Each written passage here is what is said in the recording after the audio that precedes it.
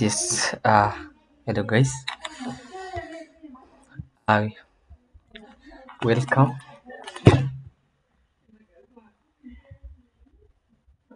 Welcome to our class. So tonight we are going to talk almost very important topic, and that's mathematics paper 1 and paper 2 answering mistakes. So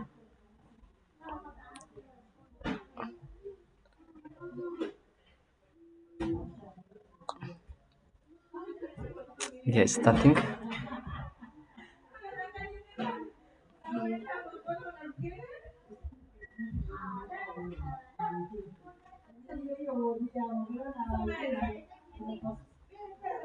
Yeah.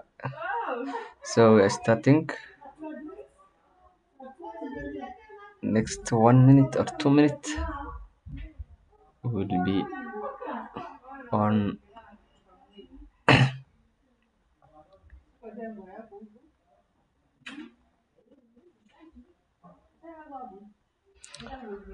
So welcome to Macleay Digital School. Today we are going to dive a very important topic, that is the answering techniques and common mistakes. So let's start with welcome to mathematics paper 1. So let's start with paper 1. So we see that the paper mainly tests on concept taught in form 1 and form 2. So most of the marks or the most of the questions come from mathematics paper of mathematics paper 1 comes from form 1 and form 2. So section A usually has 50 marks, compulsory short answers, a question of no more than 4 marks each. So usually mathematics papers, we have two papers, that's two section, I mean, for paper 1 and paper 2. We have section 1, that is a 50 marks, and section 2, 50 marks. So section 2 is where you choose the questions, so that is for both paper 1 and paper 2 mathematics. So section 2, we have 50 marks. Then we have 8 questions of 10 marks each, where a candidate answers any 5. So out of 8 questions, you only choose 5, and then you leave 3 questions. So for that reason, it is important for a candidate to choose the question wisely. So the candidate should attempt simpler questions first, then graduate to complex ones. So hizi tu anza tu ile the simple one, usipoteze time ukuwa unafanya ile question ngumu ngumu. So first of all, fanya tu ile unajua, then end the next one. So another thing is you have to avoid cancelling your works in section 1. So just avoid cancelling your work. Follow the specific instructions in every question when presenting the answer, specifically number of significant and number of significant figures and number of decimal point. So you have to follow a specific instruction in every question when presenting the answer. So in your calculator, always work with a minimum of 4 significant figures. So when you are working with your calculator, always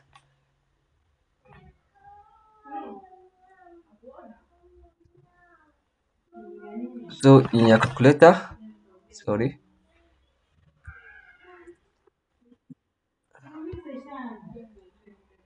Let me share the screen for your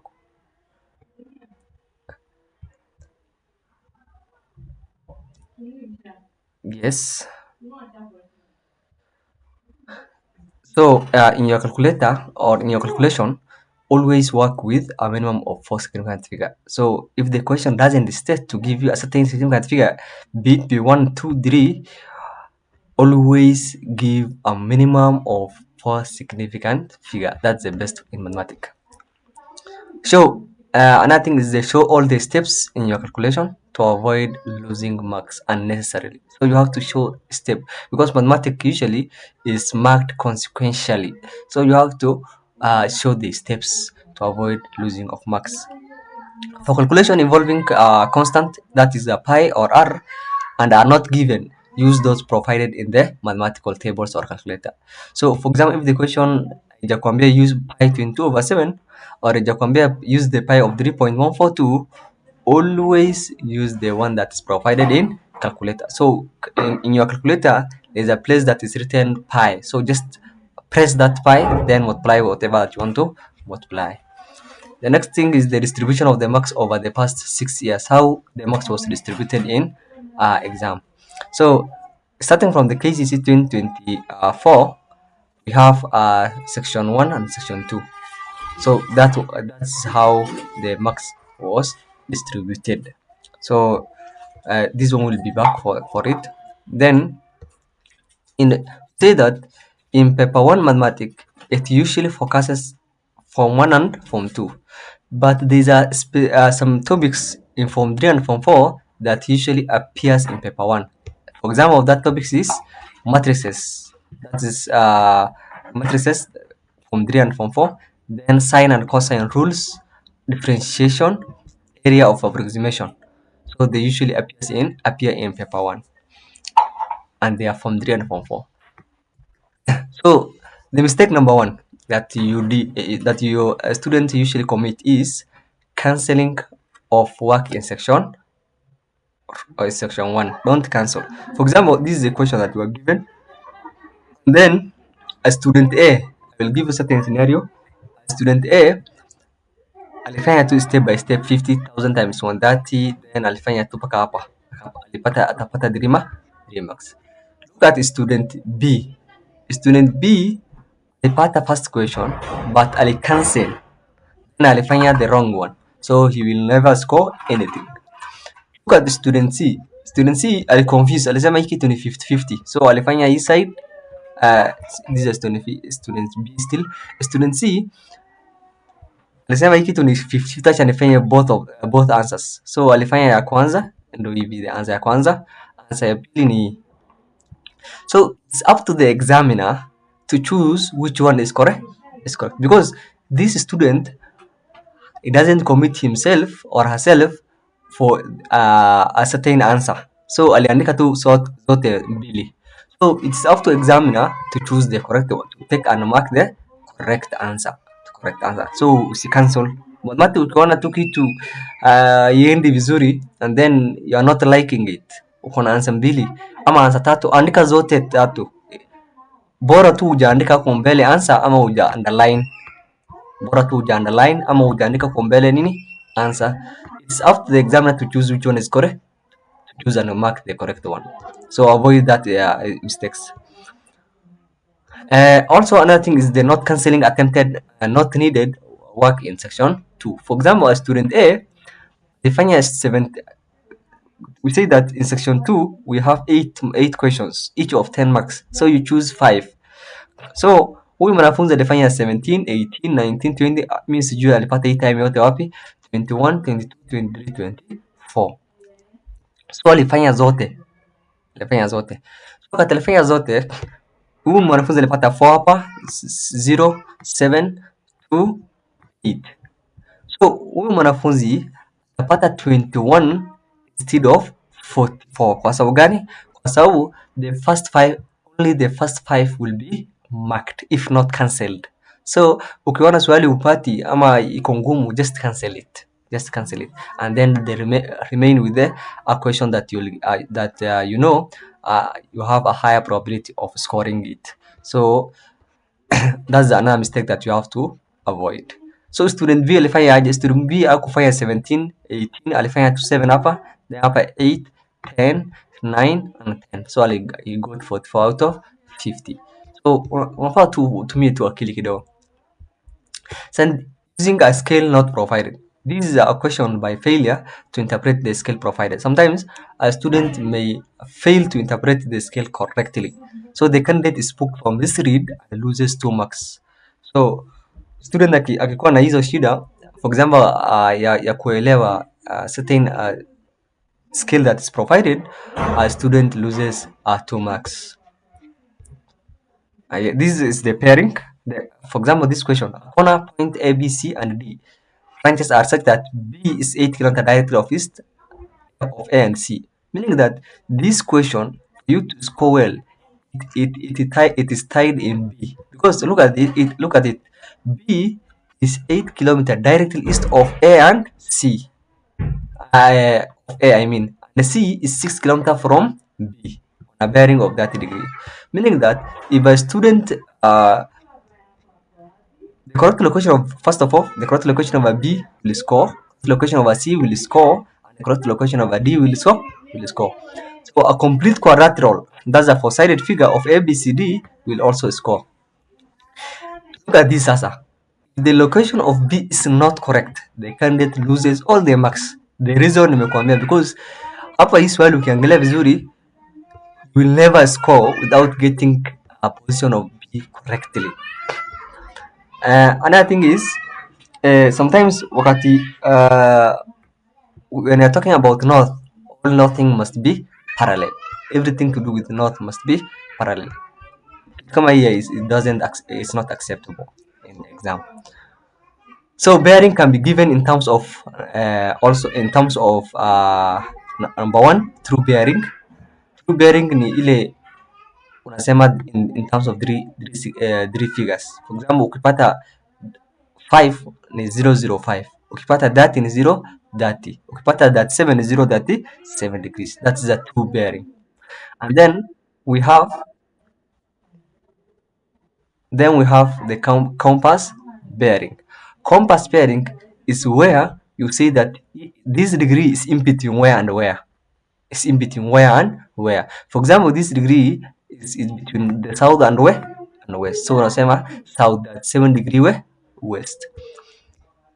Another thing unaweza patiana in form of degrees, that in form of direction, that is a due east. Lakini mostly we use these two ndo unapewa. Lakini sometimes a question might restrict you to give you true pairing. So question ikwambia true pairing, that's all, unapeana true pairing. Ukikuuliza compass pairing, you give compass pairing. Lakini ikwambia tu just give the pairing, it's up to you to choose the any of these two. Another thing is not another mistakes that students usually commit is not being keen on specific instruction in every question when presenting the answer. I always tell the student that the exam is all about instruction, and a failure to follow that instruction, it will lead to losing of marks, unnecessary losing of marks. Look at this question.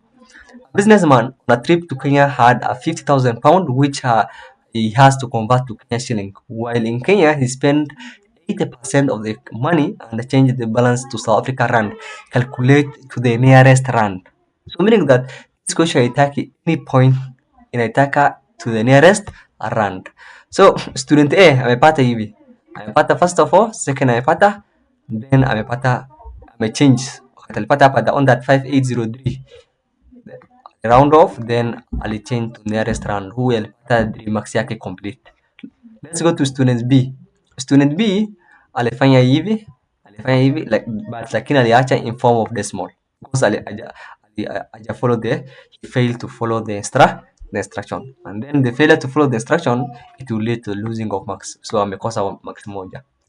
So avoid that. And I think this is something that's known as premature approximation.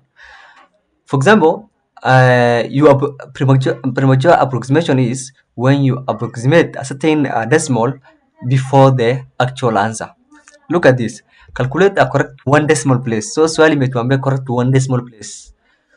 This is a triangle AB, which is 12 centimeter, and angle ABC, which is 80 degrees, and angle ACB, which is 30 degrees. So mwanafunzi amefanya aje? Student A alifanya the AB ni 6.3851. So he continued using the same figure that he got earlier to find the area.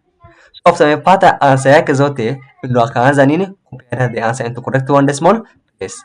But look at these mistakes that the student B did. Student B alipata hapa 6.3851, alipata mark. But look at the area, a half times anza kuchukua 6.39. So he approximated prematurely.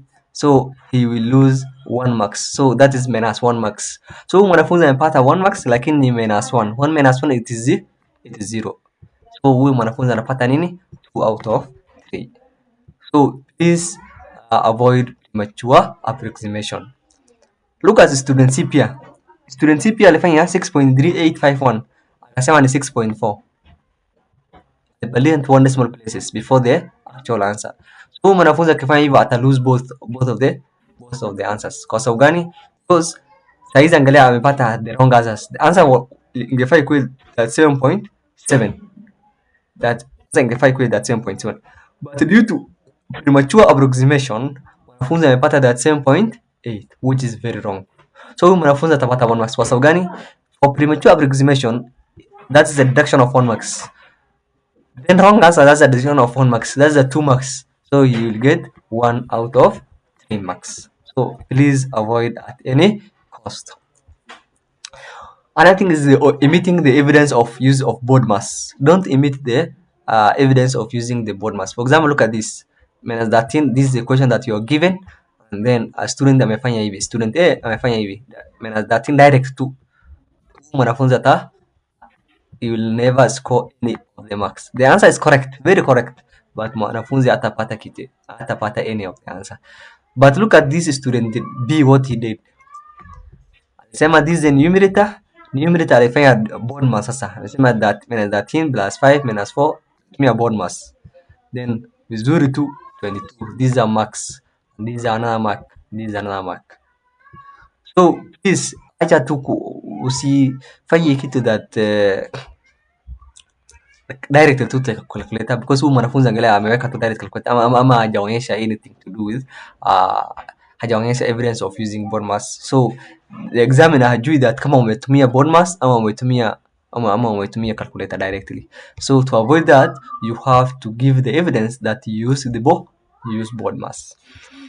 Another thing is leaving your answer in a simplified form. So make sure that you have to simplify your answer. For example, in this case, mwanafunzi amepata for example 5 over 3. So akipata 5 over 3, answer will be 1 whole number 2 over 3. So mwanafunzi atapata the whole mark. But look at this student B. Aliacha tu answer 5 over 3 peke yake. So ukipata 5 over 3 peke yake, that's an improper fraction and the student will lose 1 mark.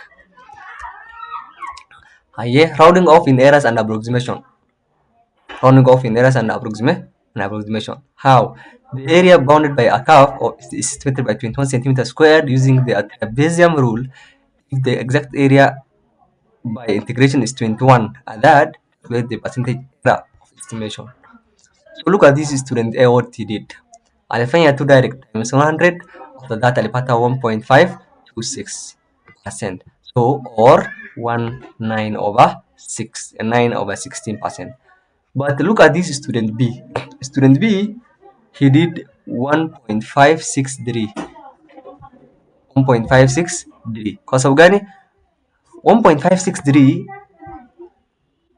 already inaongeza the error. So it introduces another error. Look at this. B, 1.563% is not acceptable. Reason, it introduces another error. Because already this thing was error. You are calculating error.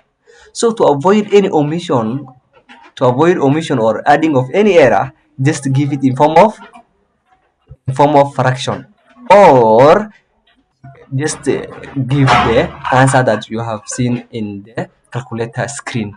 Just peana tu ile answer umeona kwa calculator to avoid. Ukijaribu ku round off kama huyu mwanafunzi, utakosa. Kwa sababu gani? Already unaongeza another error, na hii kitu tuna calculate ni error. So use of protector in geometric construction. For example, a question may demand to use a compass instead of the geometric protector. So when a protector is used instead of the prescribed procedure of the angle construction, the candidate loses 1 mark. So ukitumia, for example, protector instead of that compass, what will happen? You will lose 1 mark, and then the other marks will be marked. Then missing the evidence of factorization when simplifying composite number. So for example, without using mathematical calculator or mathematical table, evaluate. So in this question, you have to show the evidence of factorization. Where have you factorized this thing? Ulikuwa unatumia 49 3 over 2 power 3 over 2. Wakati ulikuwa una solve umetumia wapi, the factorization part iko wapi, so you have to show it. So look at this student, student A defanya tu vizuri, 7 power 2 3 over 2 vizuri tu, then this is where he shows that this is the evidence of factorization. So already huyu mwanafunzi ameonyesha, student, for example, kama student hajaonyesha that evidence of factorization, student will atakosa the first mark, So another thing is the pi given in the question. Sometimes swali inaweza kupatia use this pi, so wewe kutumia 22/7 utakosa mark. Look at this question. Question sema take pi 3.142 or use pi 3.142. So mwanafunzi ametumia, student A ametumia pi rl plus 2 pi rh plus 2 pi r. So mwanafunzi ametumia 3.142. So the moment mwanafunzi ametumia 3.142, he followed the instruction and he will score all the mark. But look at this student B. Student B, he doesn't follow the instruction. Yeye ni kichwa mbaya, alitumia 22/7.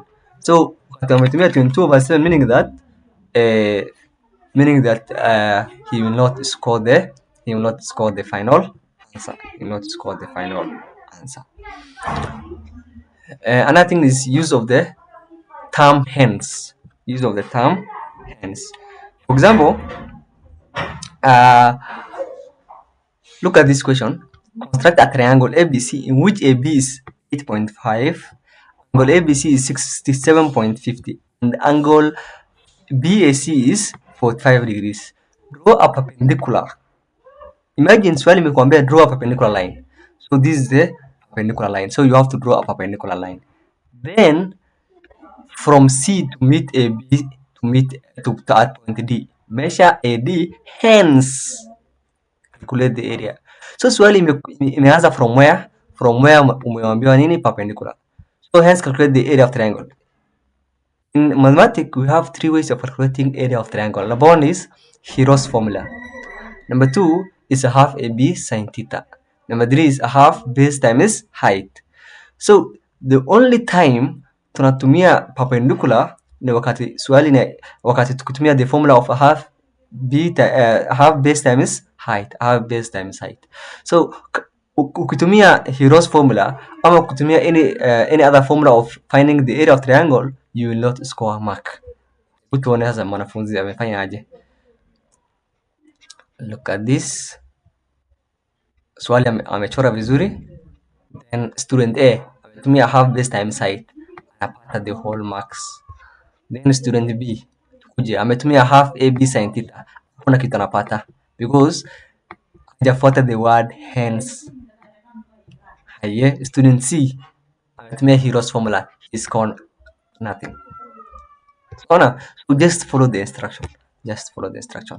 Another thing is the statistics. For example, this is a random statistics.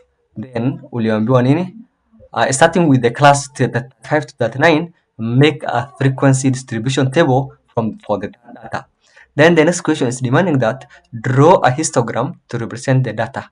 And then the next thing is demanding draw a frequency polygon to represent the data. Then first of all, swali imetuliza nini? What's the first thing? Starting with the class that 5 to 39, make a frequency distribution table. So tunachora frequency distribution, lazima uonyeshe nini? Tally mark.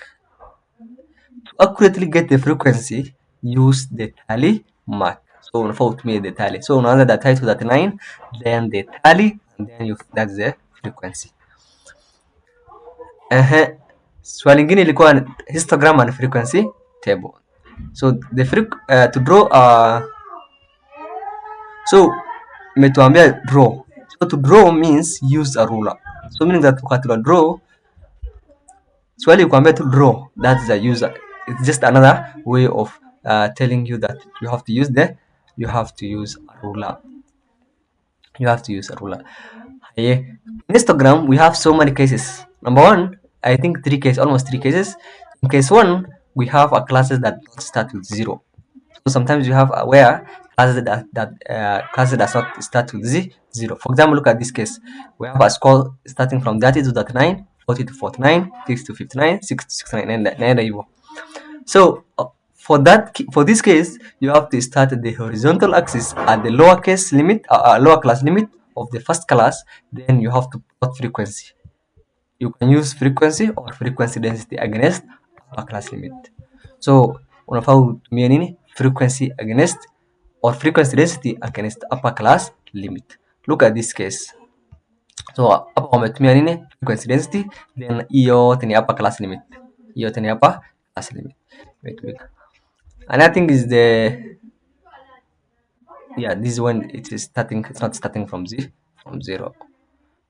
So this is the wakati unatumia frequency density, and then ukitumia frequency you show these broken lines. Case 2 is where the classes start with 0. So kama class inaanza at 0, start a horizontal axis at 0. So you have to start at 0 horizontal axis, then you have to plot frequency against classes. So you have to plot the frequency against class limit. So this is the frequency. So unaanza from 0. So wakati unaanza 0 lazima uanze 0. Then unaanza class limit 10, 20, 30, 40, 50 like that. In case 3 we have where the class size is not uniform. Wakati class size haiko uniform. For example, hatuna class the class size haiko uniform. For example, look at this. The upper limit, the class size usually to get from subtracting the upper and the lower. Lower. So when the class is not uniform, tuseme hapa tuko na the class limit of the first is 5, the second is 6, the third one is 5. So on the class size is not uniform.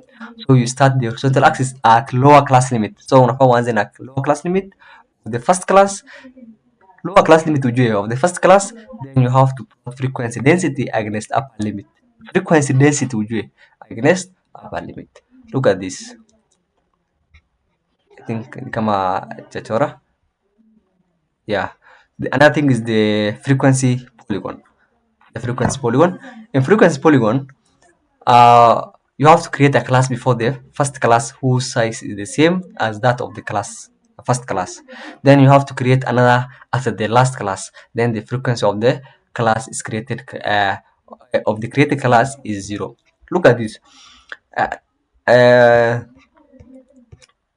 In simple way, frequency polygon is just the division. For example, if this is the,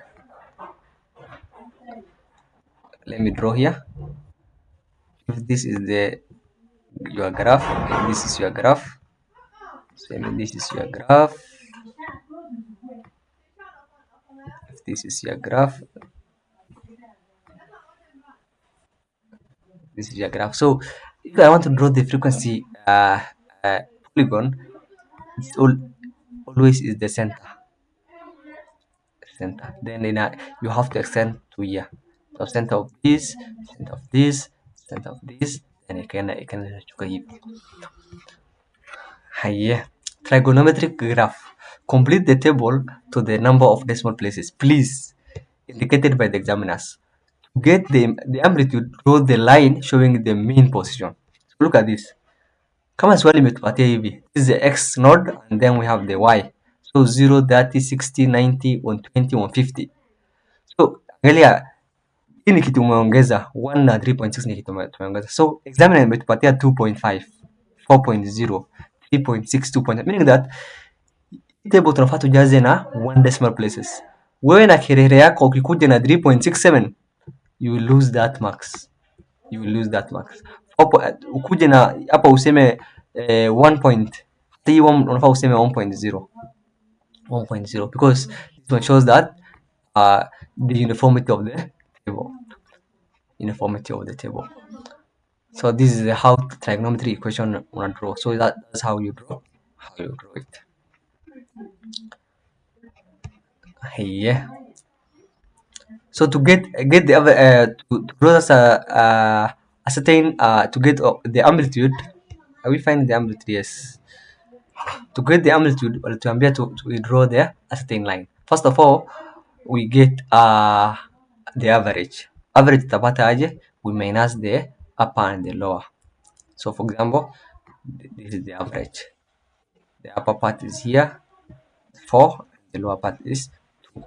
So we just do the average calculation. That's the 4 plus minus 2 all over 2. That's the divided 2. Then you get the 1. So then you draw a line, y is equals to 1.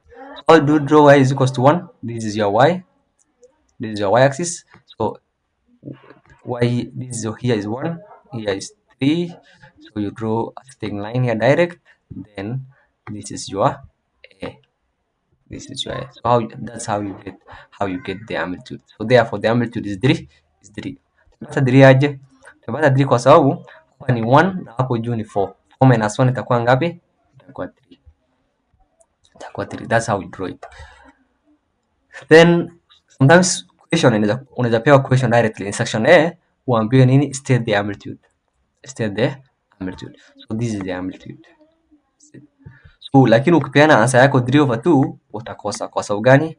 Because ufai kupeana answer in improper fractions. Unaona, huyu mwanafunzi atakosa, lakini huyu mwanafunzi atapata. Next thing that we want to look at is the draw a hidden line using broken lines, and the parallel lines must be drawn on parallel. For example, when drawing a solid, for example, look at this. In the following figure, triangle ABC is a uniform cross-section of solid ABCDEF. Given that B is one of the edge of the solid, complete the sketch. So when completing the sketch, easy lines unafaa uonyeshe the physical lines unafaa uonyeshe in solid, and the hidden lines, the hidden faces or hidden part, you have to use the broken lines. You have to use the broken lines. Look at this solid. For example, solid inachorwa hivi, ABC, then FD. Ile kitu, the upper part, ile kitu iko hidden, that is the part E, then E to F, E to D. This is the hidden part. Tunatumia nini? Unatumia dotted line. Another thing that you have to know is nets do not have broken line. Nets do not have broken line. So ukiona nets iko na broken line, hiyo si mathematics, ni kitu kingine. So another thing is we have to look is transformation. Transformation, please have the same scale on the both axes. For example, both transformation ile ya form 2 and also ya form 4. So the y-axis and the x-axis kuwe na scale same. So do not use broken lines for images.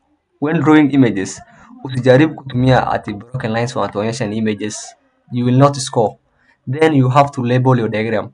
Hii ni A prime, hii image ni B prime, hii ingine ni C prime. Then the next is A double prime, B double prime, C double prime. Hii ni A, B and C. That's the object. So you have to label your diagram and your image. So transformation, this is it. You have to label. Then emerging trends in the setting of mathematics paper 1. So what is the emerging trends? What are the new things that are coming up when setting mathematics paper 1? Number 1 is more emphasis has been placed on form 1 and form 2 work if the trend for the last 5 years is anything to go by. So last 5 years, mathematics 2, most paper 1, most emphasis ilikuwa form 1, form 2, form 1, form 2, form 1, form 2, and nothing else. Then form 3 and form 4 topics in paper 1 is matrices, sine and cosine rule, differentiation, and area of approximation. So these are paper 1. So that is for paper 1. So let's go for paper 2. I think I will be back for answering some questions, but let me finish for paper 2. Let me finish for paper 2, then we're going to... So setting of paper 2, valuable topics for setting are 21. So the topics that are paper 2, we have 21 topics for paper 2. 13 from form 3 and 8 from form 4. From your observation, 13 from form 3 and 8 from form 4. Meaning that with an Form 4 has 10 topics. With an exception of two topics, with an exception of two topics, all the remaining ones are paper 2. Form 3 has 15 topics. With an exception of two, the 13 remaining are from paper 2. Are paper 2. Meaning that for you to score well in paper 2, you have to master Form 3 and Form 4, especially Form 3. Especially Form 3. So, section 1, in section 1, Form 3 usually covers 12 questions, and Form 4, 4 questions. That's a total of 16 questions. Section 1 imeisha hivyo. Section 1 imekuambia Form 3, 12 questions, Form 4, 4 questions, 16 questions. Imeisha hivyo for section A. Section 2, we have 4 hasa. Since there are a total of 8 questions, we have Form 3 we have section 2 we have 4 questions, and then section 2 we have 4 questions. Meaning that mastering from mastering Form 3 alone can guarantee you around 70 marks in paper 2. For example, what to answer to count. Same, these are Form 3 syllabus section 2. We have 4 questions. That's a 40 marks section 2 out of 50. So chukua hiyo 40 marks zote. Then tukuja kwa Form 3 we have 12 questions. 12 questions same time is 3, that's the 36. That's the 36. So that 6 plus 40 ni ngapi? Ni 76. 76, which is not bad. So mastering Form 3 alone, you can score 76, 70 and above in mathematics paper 2. So Form 3 is the good. Common mistakes. Number 1, omission of work. Is penalized in the opinion of the examiner where is missing work that should have been shown. For example, in vector, when the vector symbol is omitted throughout, a student will be penalized once if and only if the student has scored the whole question. So, for example, vector, the vector symbol, you will be penalized once, but that is the according to the opinion of the examiner. So don't give them a room to for your marks to be omitted. So make sure that you show the requirement. Another thing is the premature approximation. We talk about premature approximation. Another thing that we're going to look is the method error. An error committed when a candidate uses a wrong method during a process of working, all the marks are lost. If this is noted, even the answer is correct. For example, look at this question. Solve the equation using completing square. Method of completing square. So, surely the question is demanding the student to use strictly and only completing a square.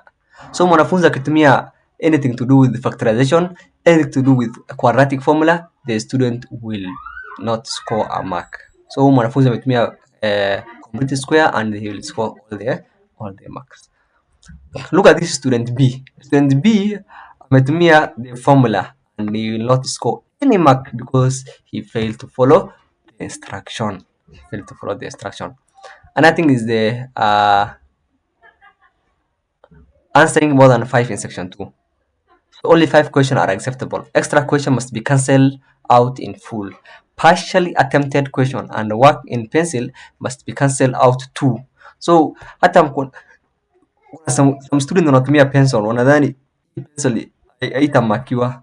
As long as umetumia pencil, as long as you write anything on that question, it will be counted or it will be considered as done. So meaning that kama question uja attempt ama kuna mahali kitu yote umeandika hapo, just cancel it fully using one line. The next thing that you're going to look is unsimplified equation, fraction and ratios. So you have to simplify it. Look at this. Find the amplitude. So amplitude is either 1.5 or 1.5. 0/2, you will not score a mark. You will not score a mark.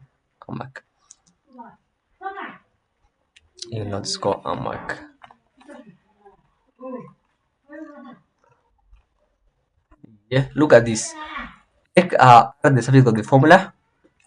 Make R the subject of the formula.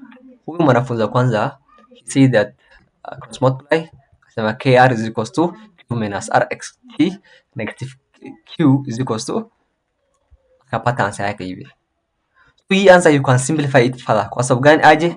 You can simplify it further by you can remove this negative actually. You can remove this negative actually. How? You factorize, hebu tuone. This is how it look like. For example, hapa minus q, you see that hapa this is a minus, and then this all of this is a minus. You can factor out this minus, and then you unaweka hapa plus. So this negative and negative it cancels, and then this answer for you to score full mark, lazima simplify it further. So please simplify it further. Question usiache hapo katikati questions the answers.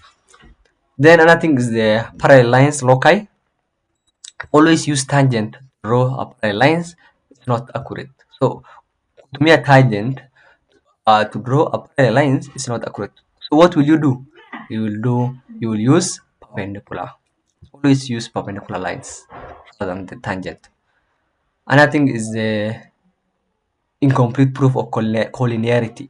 The scalar God should be confirmed in the other vector's component. Reinforce that vector being expressed as a scalar multiple is proof of parallelism. The sharing of common point is the proof of collinearity. Conclusion must be present. So lazima present the collinearity like that. Lazima useme everything. So look at this. These are the questions where you present the umesema the collinear, and you have to state it. You have to state for parallel vector this is it. So unafaa useme like this. AB is equals to 1 over 3 AC. That is a parallel. So already you prove that this thing in a parallelism. Then what's common then? A here is common, A here is common. So unasema A is a common point. So you prove it. You say that A, B, and C are collinear. You have to state it like that.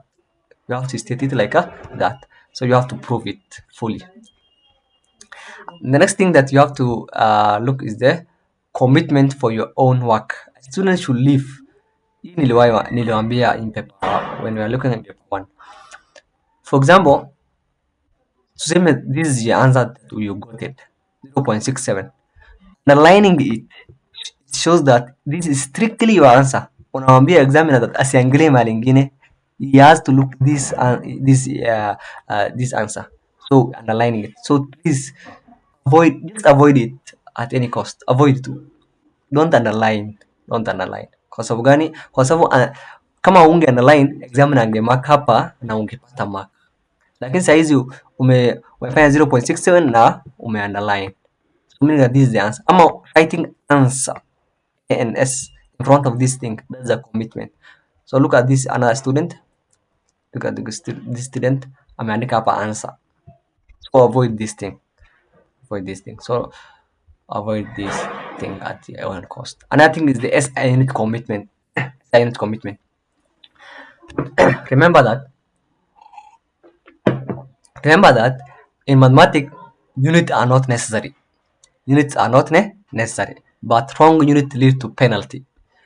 Mathematics units haina maana. But for example, look at this student. Amepata M1 then the answer. Hakuna kwa unit ameweka hapo. But look at this mwanafunzi, student B. Then B na kerere yake ameweka meter per second. So mwanafunzi wakati ameweka meter per second hapa, this is the wrong unit. He will not score any mark. So in mathematics, units are not important, but commitment of the wrong unit will be penalized. So that's something that you have to know. Then I think is the taxation flowchart. Taxation, when we are talking about income tax, always the question are tied. So ile kitu unafanya hapo chini lazima huko juu tena unafanya. So basic salary, sum of all allowances you have to add. So for you to get the gross pay, you have to add basic salary plus all allowances. Then taxable income. Then you have the taxable income. So taxable income, then we have the tax band. We have unaenda kwa tax band na unafanya gross tax, unaenda hivyo like that. So that's how the taxation work. So nitakuonyesha na swali leo tu, nitafanya swali. So this is the question. Mr. Nyukuri earned a monthly base salary of cash 9,200, medical allowance of 2,400, house allowance of 10,000, a commuter allowance of 7,200, and non-taxable hardship allowance of 12,000 per month. Mr. Nyukuri contributed 1.5% of his gross income made every month for the affordable housing levy fund. This contribution is exempted from taxation. He has life insurance policy for which he pays premium of 5,500. 4,500. He is also entitled a monthly personal relief of cash 1,400 and insurance relief of 15% of the premium. So in this question, when you are first question automatically be find the taxable income. So for you to score to get that taxable income, unafanya aje? Lazima ufanye kwanza utafute the gross pay. Gross pay utatafuta aje? You una take the basic salary, that's at 9,200, then you add the allowances. Then after that you go step by step. Ni hivyo tu unaenda taxable income step by step. Then next thing is the geometric construction. All working shall be done correctly to at least 4 significant figure. Kama ni geometric construction, please show your answer in correct 4 significant figure. All answers should be given at least 4 significant figure unless they are exact or it is stated otherwise. So sometimes swali inaweza be into 2 decimal places. So for that time unaonyesha 2 decimal places ama 2 significant figure ama 4 significant figure. But kama swali haijakutai, always show 4 significant figure. Allow room for rounding off the requirement accuracy by working above it. A contravention may lead to loss of mark. So tafadhali just to use just don't force it. Sometimes student when constructing a certain angle in this geometric construction, mwanafunzi anashindwa construct a certain angle using compass. So ukishindwa that time, just use the protector, because using a protector you will only lose 1 marks and you will get the rest of the marks rather than forcing it. The best way is to copy the whole answer displayed on the calculator screen where accuracy level is not stated. So kama accuracy yote haijastatiwa, just copy the whole answer in the screen. Then we have the plotting. The reading of the smallest division on the both axes must be calculated for exact plot. Hapa na wanafunzi huwa wanapata shida mingi sana, kwa sababu sometimes unaweza ambiwa useme for example 8, tuseme 0.87 unaweza ambiwa unataka kuplot 0.87. So mwanafunzi anaweza either plot 0.8, mwanafunzi mmoja anaweza plot 0.8, mwingine anaweza round off na afanye 0. Plot 0.9. So huyu mwanafunzi 0.8 atakosa, huyu wa 0.9 pia atakosa. Kwa sababu gani? Because 0.87 is in between 0.8 and 0.9.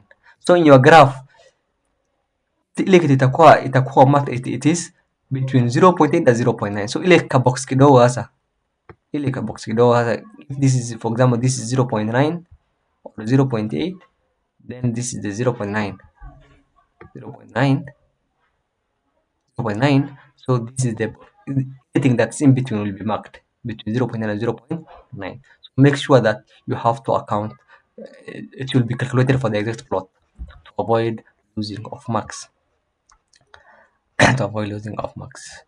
So that's how the graph works. And I think that is so that's all about the math. Sometimes there's these areas that are called gray areas. So these gray areas you have to be keen about it. Number one is the Ogive graph. The Ogive graph, the x-axis scale must accommodate the lowest class boundary of the data. So lazima ikue accommodate the lowest class boundary. So the next thing is the boundaries are the range end of the class for which the upper and the lower ends of the consecutive class overlaps. Plot a cumulative frequency against upper class boundary. Join the first point to the x-axis at the lowest class boundary. Reinforce the correct interpretation of the inequality word exceed or and at least. Exceed and at least. So when drawing an ogive graph, we don't use limit. We don't use limit. We use boundaries. We use boundaries. So look at this. So this is starting at zero. It starts with zero. For example, mostly sometimes unaweza ona ogive graph unaweza patiwa certain table that iko na negative. Iko na negative. So unaweza ona hii kitu iko na negative, then you have to ask yourself hiyo kitu una deal na nini kwanza first of all. Kama ni max ama ni height and max cannot be negative, and then unaanza nini, unaanza from zero. So always there's another method where you can skip with the zero, then you extend the graph, but tena tu hiyo is confused. Always in ogive graph, always start with zero. Always start with zero. Always start with zero. This is it's starting from zero. Then another thing is the transformation. Drawing x and y axis with a different scale, all marks are lost. Is hiyo hata nilikwambia kwa paper 1 pia.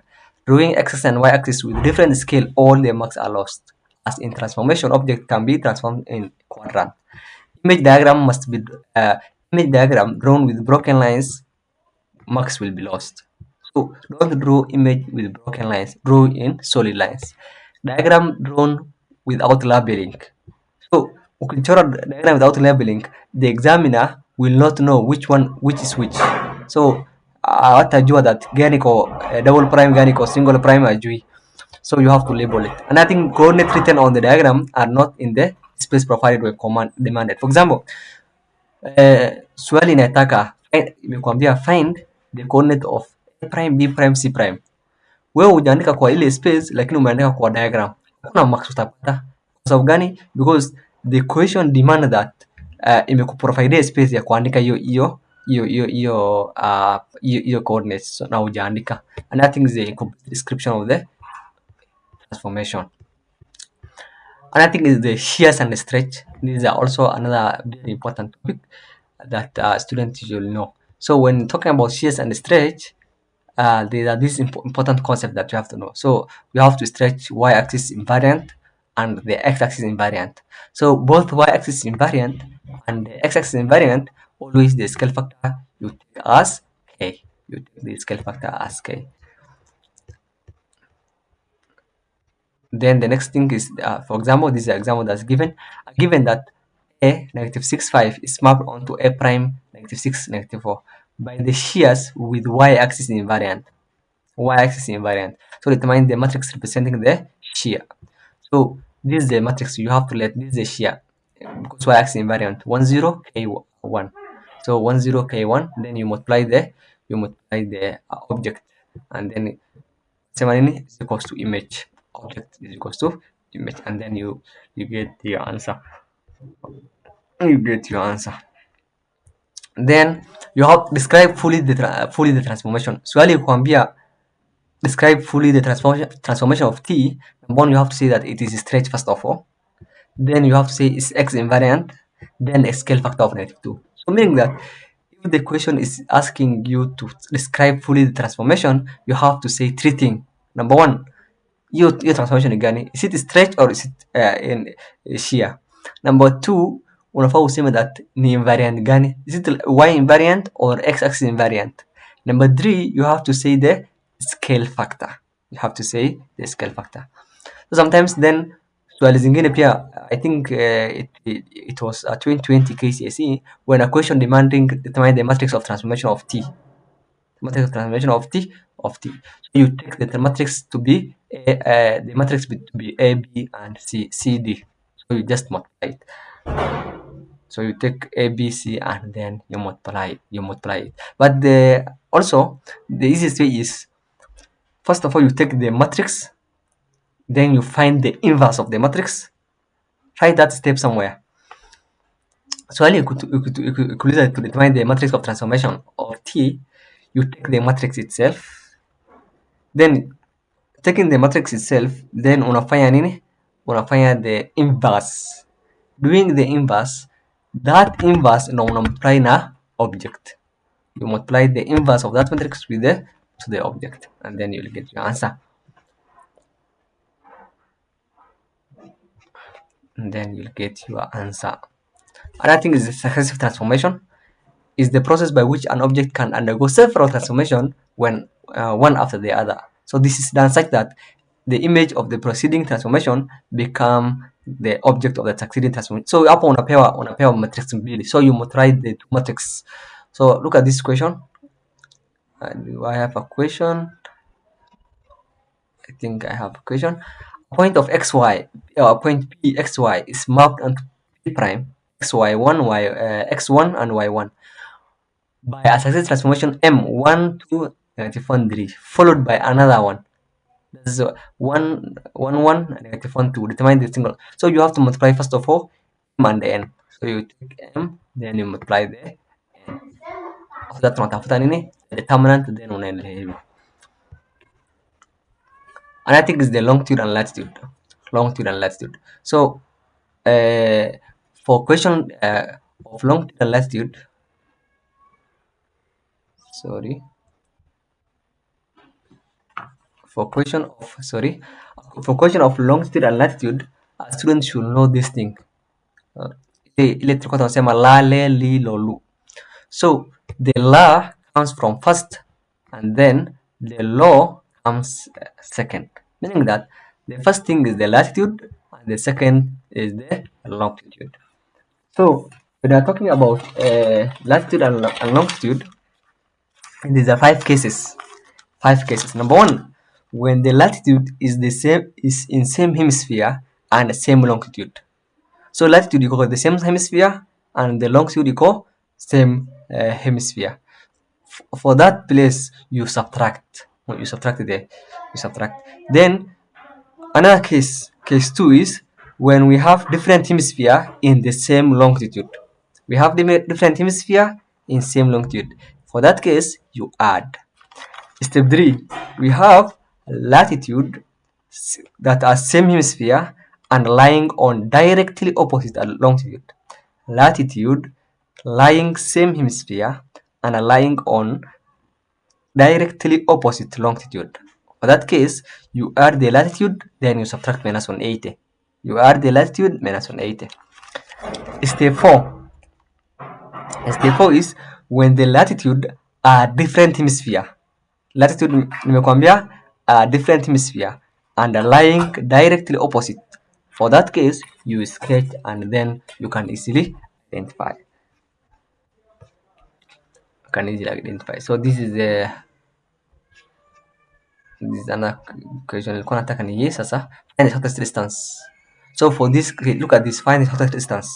So kama inauliza the shortest distance, first of all, you take that the whole cycle. That's the 360. Then you subtract minus 220. After that, you take the 90. So that's how it is. That's how it's. So that in hii step sasa. This is this step. This longitude difference must be less than 180. So lazima longitude difference ikuwe nini? Less than 180. So iwezi kuwa 270. Iwezi kuwa 270. So that's why we subtracted. Another thing is the probability. Probability, one thing that you have to know is the sum of probability is 1. Always jua tu hiyo kichwa yako isiwahi toka from that concept. The sum of probability is always 1. Answer in probability is written in decimal is if and only if it is terminating decimal. Kama ni terminating decimal, andika decimal. A simplified fraction on the answer of probability is acceptable. Probability, utaambiwa you have to simplify it further. As long as the fraction just you can write it. You don't need to simplify it, and then it's acceptable. It's not like the other math. So, but you can simplify it by the way if you want. But when drawing a probability, please don't simplify it. Simplify, because if you simplify, you will lose a mark. Just so for probability, just don't simplify it. Endelea tu na hiyo tu vile umepewa. So this is another example of probability. Ile die tunajua ni how many faces? Iko na 6 faces. So tunasema ni k times 1, this is unknown, k times 1 or k times 2 or k times 3 or k times 4, k times 5, k times 6. But all in all itakuwa answer itakuwa aje? 21k is equals to 1. Kwa sababu gani? Because what we know is the sum of all probability is 1. Then after that you can find it. Another thing is the integration. The accurate method of defining the area of bounded by a curve as a given exact as it gives exacts. So because of exactness, decimal answer is the only acceptable if and only the decimal is terminating. For a terminating decimal, leave your answer in simplified fraction. Please. Hapa usipiane decimal. Achana. Kwa sababu gani? Sometimes hii kitu inaweza kuwa recurring. So unauandike recurring decimal. The moment umeandika recurring decimal, huyu examiner na mark paper yako anaweza kuwa na haraka na asione hiyo recurring dot. So kama hajaona hiyo recurring dot, you will lose a mark. So to avoid that, since integration inakupatia accurate answer, or that is the exact answer of the curve, always give your answer in simplified fraction. Please, always integration ukisikia tu, give your answer in fraction. Give your answer in fraction. Then we have open-ended question. Open-ended question is question ya kutai. For example, look at this. Evaluate log 4 gives you answer ya kutai open to, so you can use calculator with an exception of sad. Sad ways to make a calculator in your life.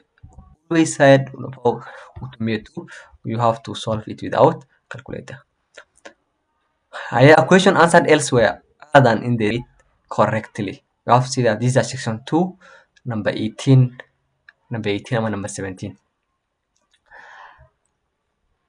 Another thing is the angle properties. In finding angle, giving a reason, the reason must be stated in full. So you have to state the reason in full. Linear programming.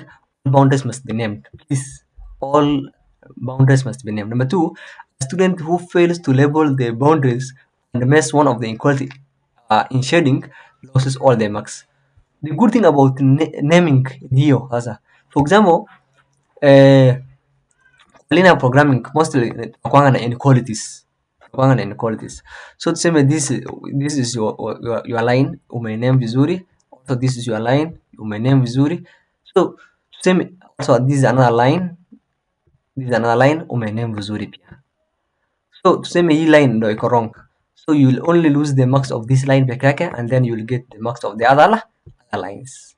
Lakini kama hujaname kitu yoyote, so you will lose the whole marks. So always try to name it.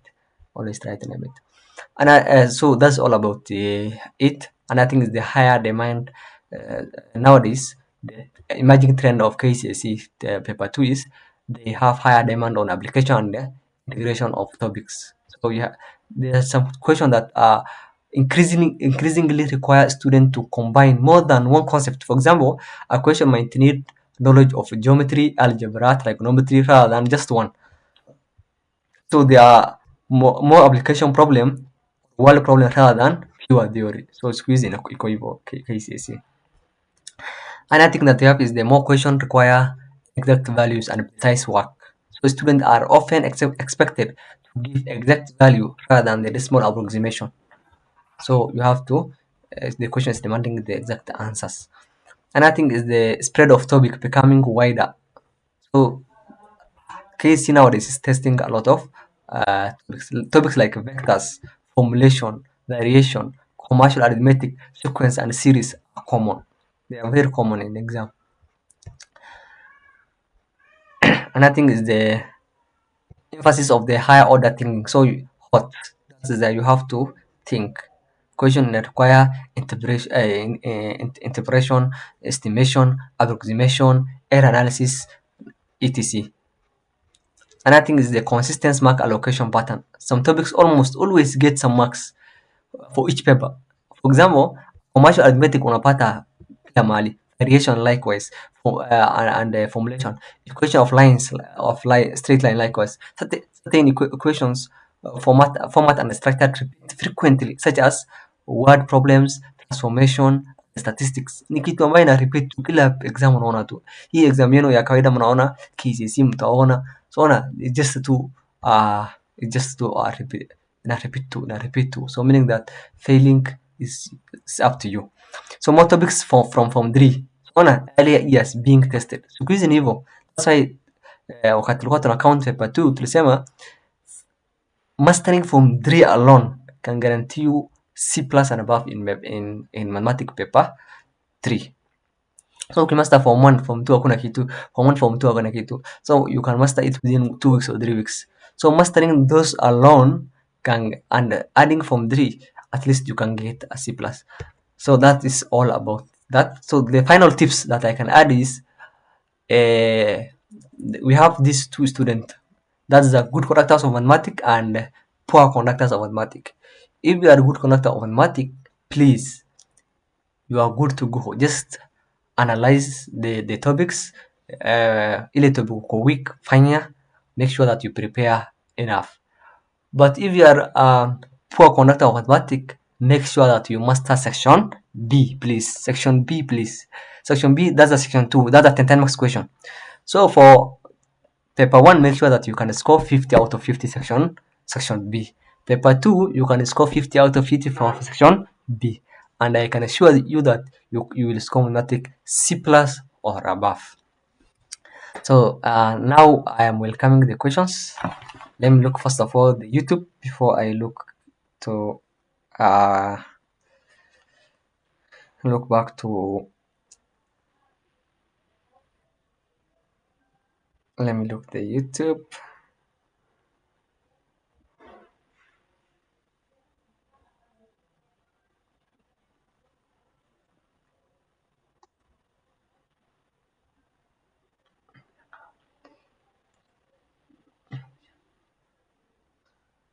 So mtu amesema unaweza nisaidia KC past papers almost zote. Yes, make sure that you